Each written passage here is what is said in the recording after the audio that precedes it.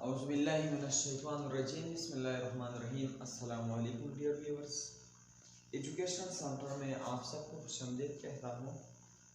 आज का जो हमारा नया चैप्टर है वो बायो एनर्जेटिक्स के बारे में है।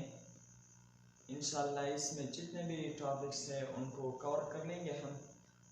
तो सबसे पहले हम बायो एनर्जेटिक्स के मीनिंग की तरफ आते हैं कि बायो एनर्जेटिक्स का मतलब क्या है। तो बायो एनर्जेटिक्स में टू वर्ड्स है, one is the bio and the next one is energetics. Bio का मतलब क्या है, लिविंग थिंग्स, एंड एनर्जेटिक्स का मतलब क्या है, the branch of science in which we study energy and energy transformation from one form to another.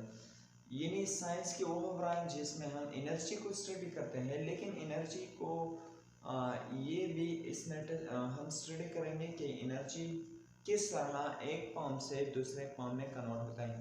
अगर हम देखें जो प्लांट है वो लाइट एनर्जी लेता है, फिर वहाँ पर ग्लूकोज पाया जाता है तो केमिकल एनर्जी के फॉर्म में पाया जाता है, फिर हम उनको इस्तेमाल करते हैं, लेकिन हमारे जिस्म में ये एटीपी के फॉर्म में होता है।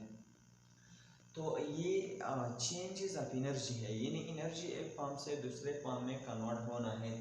तो इस नेम को बायोएनर्जेटिक्स का नाम दिया गया है।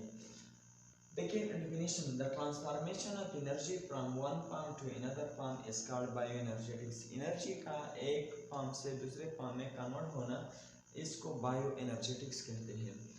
एनर्जी ट्रांसफॉर्मेशन किस तरह होंगे, तो इसके लिए हमारे साथ दो प्रोसेस इन्वॉल्व है।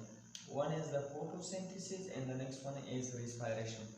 अब फोटोसिंथेसिस में क्या होगा, ये हमारे साथ कैप्चरिंग, एनर्जी कैप्चरिंग प्रोसेस है। सनलाइट इसमें कैप्चर होगा और वो अट्रैक्ट होगा and convert into chemical energy, और फिर ये केमिकल एनर्जी में कन्वर्ट होगा। रेस्पिरेशन में क्या होता है, जो केमिकल एनर्जी फोटोसिंथेसिस में तैयार हो जाता है, यानी ग्लूकोज तैयार हो जाता है, तो उसको हम कार्बोहाइड्रेट का टर्म भी दे सकते हैं। तो ओह और ब्रेक डाउन, तोड़ फोड़ उनका हो जाता है एंड एनर्जी रिलीज, और उससे एनर्जी रिलीज हो जाता है।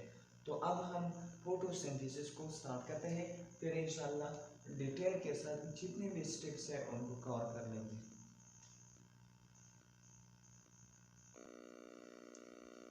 तो फोटोसिंथेसिस को स्टार्ट करते हैं। फोटोसिंथेसिस ये टू वर्ड्स हैं।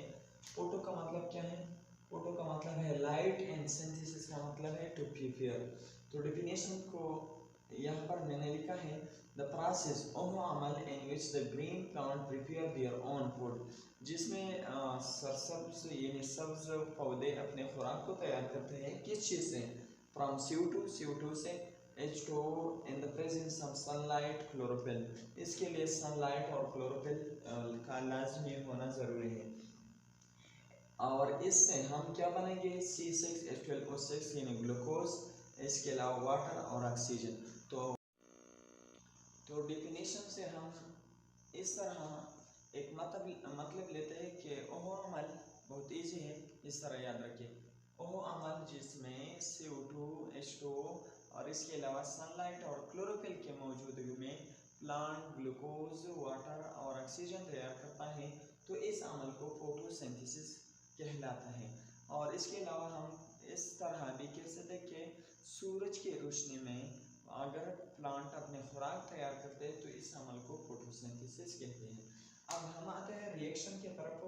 तो रिएक्शन देखिए हमारे साथ कार्बन डाइऑक्साइड, वाटर, सनलाइट और क्लोरोफिल की मौजूदगी में जब ये कंबाइन हो जाए तो यहाँ पर हमारे साथ ग्लूकोज बन जाता है, वाटर बन जाता है और ऑक्सीजन बन जाता है। तो इस अमल को हम फोटोसिंथेसिस कहते हैं। अब हम आते हैं फोटोसिंथेसिस के रिएक्टेंट की तरफ।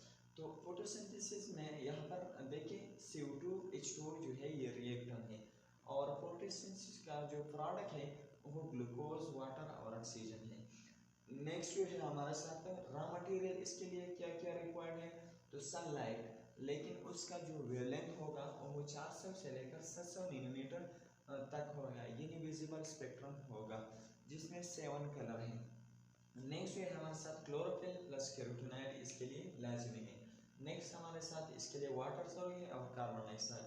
तो इंशाल्लाह कल के लेक्चर में हम स्टार्ट करेंगे यहाँ पर नंबर 1 पिगमेंट से यानी क्लोरोफिल से, फिर सनलाइट, फिर इस तरह हमारे साथ कार्बन डाइऑक्साइड और वाटर को 1 बाय 1 डिस्कस करेंगे। फिर इसके बाद इंशाल्लाह लाइट के absorption spectrum and action spectrum, फिर हमारे साथ लाइट रिएक्शन, डार्क रिएक्शन, ये तमाम के तमाम जो प्रोसेस है उनको भी स्टेप बाय स्टेप हल करेंगे। तो ये थी आज के एक बेसिक लेक्चर। इंशाल्लाह see you in the next lecture. Thank you so much for watching.